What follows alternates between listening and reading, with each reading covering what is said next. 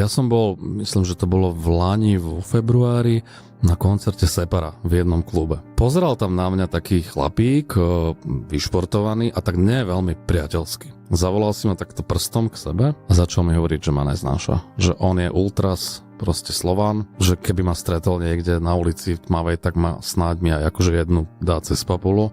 A začal mi rozprávať všetky tie veci, Ukrajina, očkovanie, všetky tie argumenty vlastne začal používať. Ja som začal s ním polemizovať a snažil som sa mu ponúkať protiargumenty. Pri očkovaní som mu napríklad hovoril, že pozri, že tak ako ty máš z nejakého dôvodu strach z toho očkovania, máš na to svoje dôvody, tak ja zase napríklad mám rodičov, ktorí sú ohrozená skupina a ja mám zase strach z iného dôvodu, z toho covidu a zároveň im nechcem ich akože nakaziť ako rizikovú skupinu.